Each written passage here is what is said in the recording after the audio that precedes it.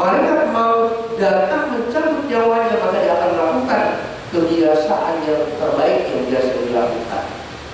Tapi ketika dia tidak melakukan tubuh yang terbakar Rasulullah, bisa jadi penyakit lama, sifat asli yang lama, keburukan yang lama itu akan muncul di saat kematiannya. Jamaah sekalian yang Allah muliakan, ya jangan sampai nanti setelah di akhirat barulah kita menyesal. Yang menyesal ketika sudah sampai di akhirat nanti. Kita buka salah satunya di surat ya 8 surat 63 ini ayat 9 sampai 11.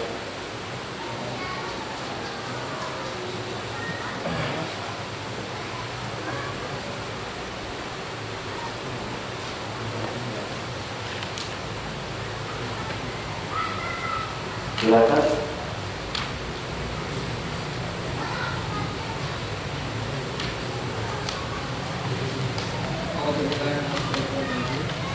Ya ayyuhalladzina amanu la tulhikum amwalukum wala auladukum an dzikrillah wa man yaf'al dzalika fa ulaika humul khasirun wamtihu mimma razaqnakum min qabli an ya'tiya ahadakumul mautu fayaqula rabbi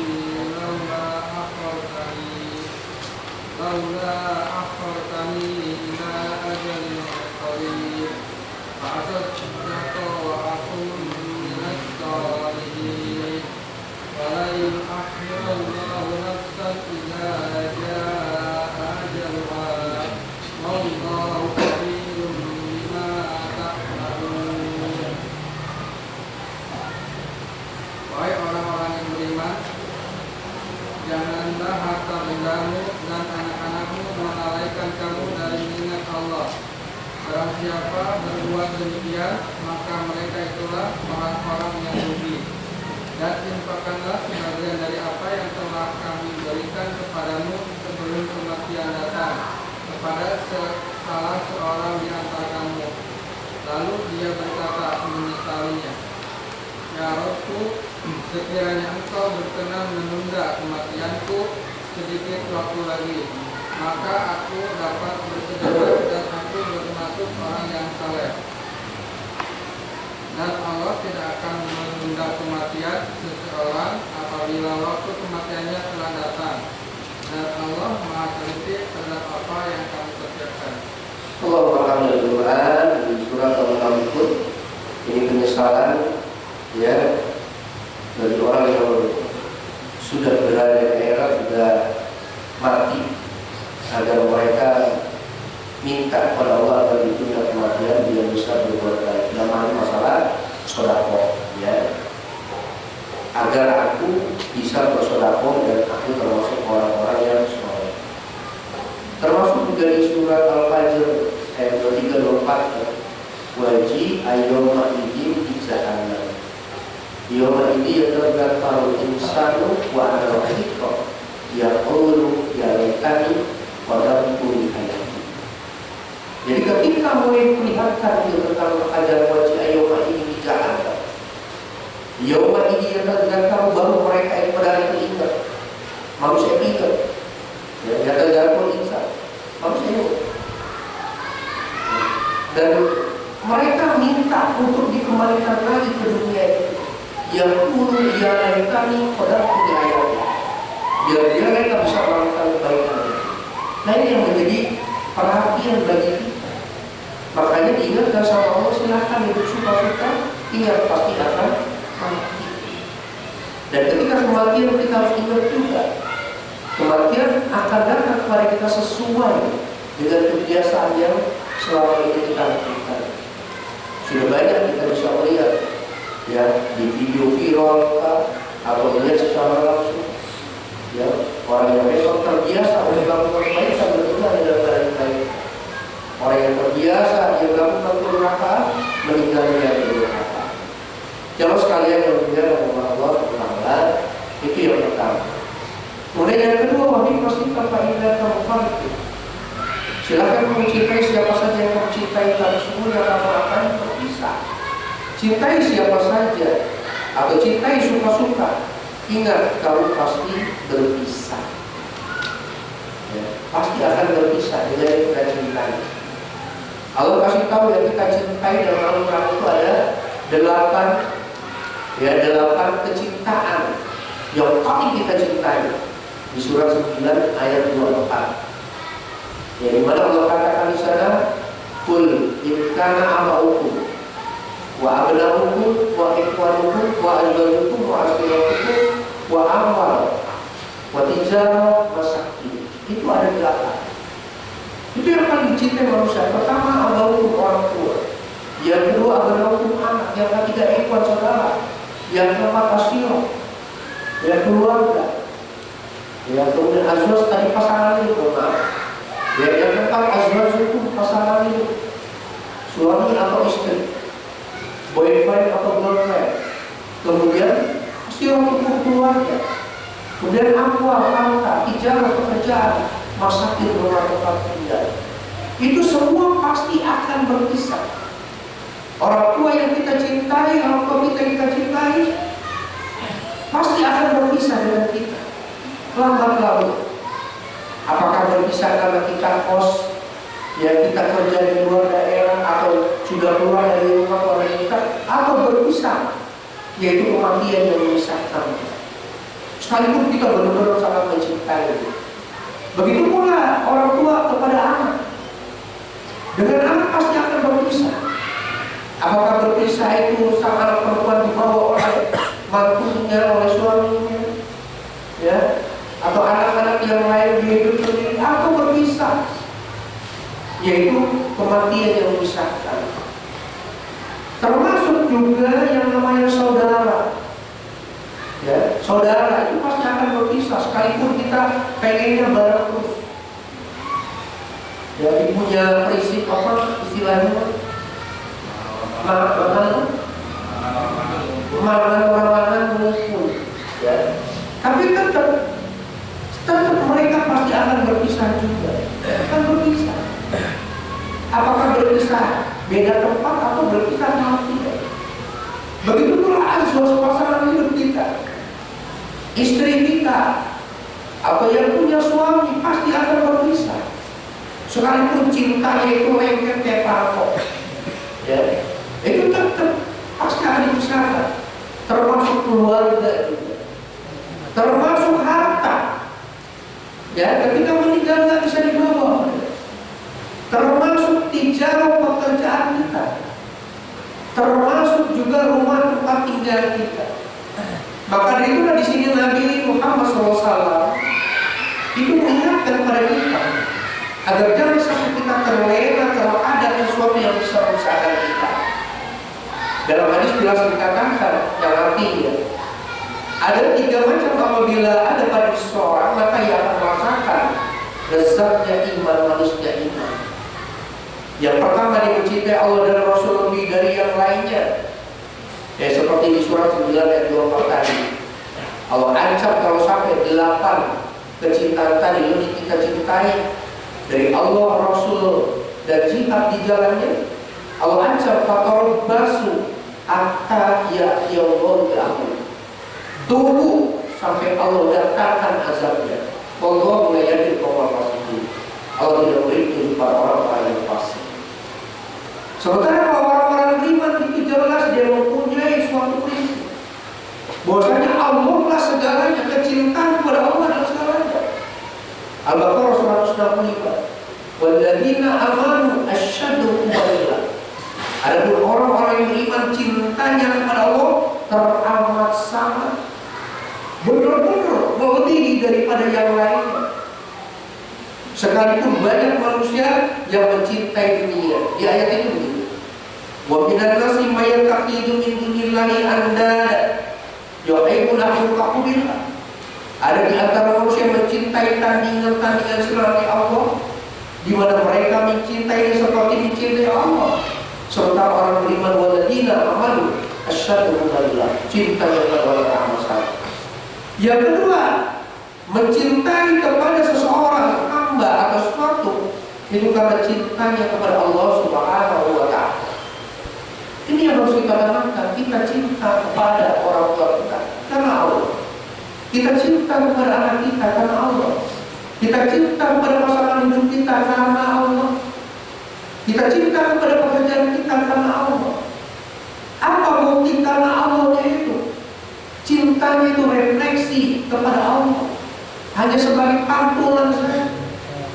Ketika Allah perintahkan kita mencintainya, mencintainya. Tapi ketika Allah katakan benci, Allah benci. Jadi cinta karena Allah, benci karena Allah. Ketika yang kita cintai ternyata mereka mendurhaka Allah, tidak ada kecintaan. Bagaimana Nabi Nuh alaihissalam kepada anak-anaknya yang digambarkan dalam surah Hud surah 11 45 47. Sampai Nabi Nuh dia membalas kepada Allah, ya Allah, dia itu anakku, dia termasuk ahli keluargaku. Tapi apa kata Allah? Dia bukan anakmu, dia bukan ahli keluargamu. Karena dia durhaka pada Allah dan Rasulnya. Tidak ada kecintaan Nabi Nuh kepada anaknya ketika anaknya durhaka kepada Allah. Begitu pula istri Nabi Nuh dan Nabi Lut. Dalam surat At-Tahrim surat ke-66 ayat 10. Ternyata istri Nabi Nuh dan istri Nabi Lut, padahal dia adalah istri dari seorang nabi, tidak menjamin dia itu beriman dan masuk surga. Bahkan di ayat itu pun Nabi Nuh dan Nabi Lut itu sampai dia cintanya kepada Allah begitu tinggi, merelakan istri-istrinya itu masuk ke dalam neraka. Masuklah kalian ke dalam neraka bersama orang-orang yang masuk neraka. Ini kita lihat. Jadi cintanya kita kepada seorang, cintanya kepada sesuatu karena Allah. Ya ketika pasangan hidup kita masih mau berada dalam koridor daripada aturan Allah, maka itulah yang menjadi penting bagi kita untuk tetap mencintainya. Tapi ketika pasangan hidup kita sudah mulai lepas ya dari kecintaan kepada Allah, durhaka kepada Allah, maka disitulah batas ya daripada kecintaan kita kepada pasangan hidup kita. Karena harapan kita apa yang Allah katakan dalam surat Al-Insyirah ayat 9, wa yanqalibu ila ahli masrura. Allah akan kumpulkan nanti keluarga yang beriman bersama-sama di surga. Itulah yang menjadi harapan bagi orang yang beriman. Ketika di akhirat nanti bisa berkumpul lagi, di dunia berkumpul, di akhirat berkumpul. Maka apa artinya ketika di dunia sudah tidak ada satu fitrah, satu pikiran, satu penyembahan hanya kepada Allah, satu kecintaan kepada Allah, maka tidak ada artinya di dunia ngumpul sementara di akhirat akan berpisah. Kemudian yang ketiga dalam membenci kepada kekafiran, setelah diselamatkan Allah sebagai bencinya dimasukkan dalam neraka. Kita benci kepada perbuatan durhaka, seperti juga yang namanya mencuri, ya seperti yang namanya juga korupsi, ya seperti juga yang namanya minuman keras, berzina. Bukan karena hati kita kesal dan dia, tapi karena kita sayang kepada mereka, kita ingatkan. Karena kita takut kalau itu terjadi pada diri kita, kita dimasukkan ke dalam api neraka. Makanya kita benci kepada kafir setelah kita tahu petunjuk, ya. Maka sebagaimana bencinya kita pun bersama mereka bisa masuk ke dalam neraka. Maka itulah kita mengingatkan selalu kepada mereka. Itulah rasa cinta yang sebenarnya, termasuk orang tua kepada anak-anak. Marahnya orang tua kepada anak-anaknya itu karena Allah, karena agar anaknya selamat dari api neraka. Marahnya seorang suami kepada istrinya itu juga karena Allah, agar istrinya selamat dari api neraka. Begitu pula mengingatkannya seorang istri pada suaminya itu karena Allah, agar dia dan suaminya juga sama-sama bisa berada dalam surganya Allah. Dan inilah yang dikatakan kecintaan daripada anak tadi, ya. Nah inilah perlu yang namanya pengorbanan. Bahkan kecintaan itu perlu dengan pengorbanan. Dan pengorbanan itu yang menghasilkan yang namanya buah takwa. Yang dikatakan dalam surat Al-Imran ayat 92, jelas di sana. Dan tangalul birra hatta tunfiqu mimma tuhibbun. Tidak akan sampai kamu pada suatu nilai takwa sampai kamu mengorbankan apa yang paling kamu cintai. yaitu 8 masalah dunia tadi. Tarikan dia tadi, siap gak kita? Ketika 8 masalah tadi, orang tua, anak, saudara, pasangan hidup, keluarga, pekerjaan, harta, umat tinggal, ya ternyata dia jauh dari Allah, siapkah kita pada saat itu mengorbankan apa yang paling kita cintai tadi? Ini sebagai bukti keimanan kita kepada Allah Subhanahu wa Ta'ala. Jamaah sekalian yang Allah muliakan, kemudian yang terakhir ya, yaitu wa'mal masih fa'inaka ujiuki, silakan kamu berbuat suka-suka, ingat pasti dunia ini tak tanggung jawab. Dan ini yang selalu kita yakini. Wa may ya'mal mithqala dzarratin khairan yarah, wa may ya'mal mithqala dzarratin syarran yarah. Jadi sekecil apapun perbuatan baik kita, Allah akan catat, Allah akan balas. Dan sekecil apapun perbuatan buruk kita juga tetap Allah akan catat dan Allah akan balas. Nah, untuk itulah ada perbuatan-perbuatan yang menjadikan diri kita ini berdosa kepada Allah, yaitu dalam bentuk sebuah kezaliman, di mana kezaliman itu ada kezaliman kepada Allah, yaitu perbuatan syirik. Yang kata Allah, syirik itu adalah syirkun azim, syirik itu dosa besar. Ya, syirik itu adalah kezaliman yang sangat besar. Ya, dalam surat Luqman ayat 13 dan surat ayat 48 adalah syirik adalah dosa besar yang tidak bisa diampuni oleh Allah SWT. Ini yang harus kita hindari. Karena ini juga yang akan menyebabkan seseorang itu akan terhambat masuk surga. Al-Kafir ayat terakhir menyatakan, "Man kana yarju liqa rabbih falyamal amal shalihan wa la yusyrik bi ibadati rabbih ahada." Barang siapa yang ingin ketemu sama Allah, berjumpa dengan Allah, dan dia beramal soleh, dan juga dia tidak menyebutkan oleh sesuatu apapun dalam beribadah kepada Allah. Hadis mengatakan, "Man laqiya Allah la yusyriku bi syai'in wa man laqiyahu yusyriku bi syai'in." Barang siapa yang kembali kepada Allah dan tidak menyebutkan Allah, dia masuk surga. Barang siapa yang kembali kepada Allah dan tidak menyebutkan Allah, dia masuk ke dalam neraka. Yang kedua adalah perbuatan keji, perbuatan terhadap diri sendiri. Itu dikatakan juga adalah perbuatan setan. Yang Allah katakan di surat Al-Maidah 90, artinya heran liman, sungguhnya minum khamr, berjudi, berkorban, beralat, mengundi nasi dengan anak panah adalah perbuatan keji, termasuk perbuatan syaitan. Maka jauhilah perbuatan itu agar kamu mendapat keberuntungan. Jadi mari ya, perbuatan-perbuatan yang bisa merusak diri kita sendiri kita tinggalkan. Yang merusak terhadap diri kita sendiri itu adalah perbuatan yang kecil, termasuk meninggalkan sholat dan yang lain. Kemudian juga yang ketiga, sesama muslim atau sesama manusia, bukan hanya muslim, sama manusia.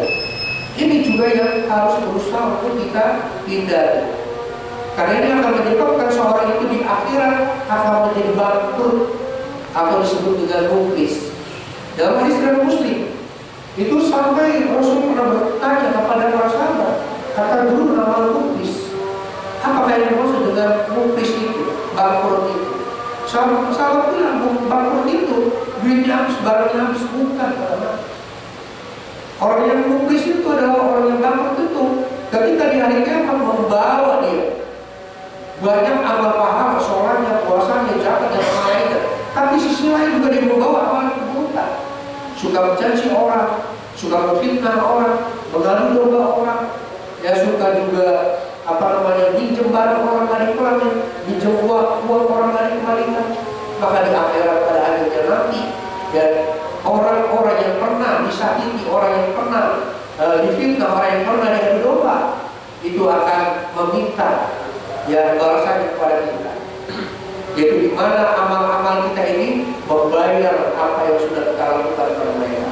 Sampai amal kita habis, yang kita sakiti masih banyak, yang kita fitnah masih banyak, yang kita adu domba masih banyak, yang kita juga belum membayar hutang masih banyak. Maka akhirnya kita menanggung dosa-dosa mereka semua. Itu kezaliman yang perlu kita perhatikan di sini. Maka apapun yang kita lakukan hari ini, Allah akan minta pertanggungjawaban. Dan terakhir di sini 4, perlu direnungkan. Kita manusia seringkali berbuat dosa, menggampangkan perbuatan dosa, menganggap remeh perbuatan dosa, terbiasa berbuat dosa, mengedepankan nafsu berkunjung. Yuk ingat kembali kita back to basic yang pertama dulu, yaitu bahwasanya apa yang kita lakukan ini selalu berada dalam pengawasan Allah Subhanahu wa Ta'ala. Inna wa kana 'alaikum raqiba, sungguh Allah Maha menjaga dan Maha mengawasi. Termasuk Allah memberikan yang namanya pengawasan berlapis. Apakah itu raqib atid, apakah itu tangan dan kaki, apakah itu mata, telinga dan kulit, mereka akan menjadi pengawas kita. Maka ketika kita akan melakukan sebuah perbuatan durhaka, ingat pengawasan Allah Subhanahu wa Ta'ala langsung maupun pengawasan berlapis dari pasukan-pasukan Allah itu akan senantiasa mencatat dari apa yang kita lakukan. Dan pasti pada dasar di akhirat nanti kejelekan kita, kedurhakaan kita Allah akan bongkar, Allah akan tampilkan, Allah akan tampakkan dalam CCTV Allah. Al-Kahfi pasal 9, wawuni al-kitab, Allah akan buka nanti catatan ini. Orang yang bersalah ketakutan melihat kitab itu, melihat kitab, di kitab apa? Dan yang orang tidak meninggalkan yang namanya catatan yang kecil maupun catatan besar, illa aswa, semuanya ada tercatat tertulis. Wa wajadu ma'amilu aidiro, dan tidak ada satu pun yang lewat. Wala yajlimu rabbuka, dan Allah tidak menzalimi seorang pelaku. Ini yang harus kita yakini.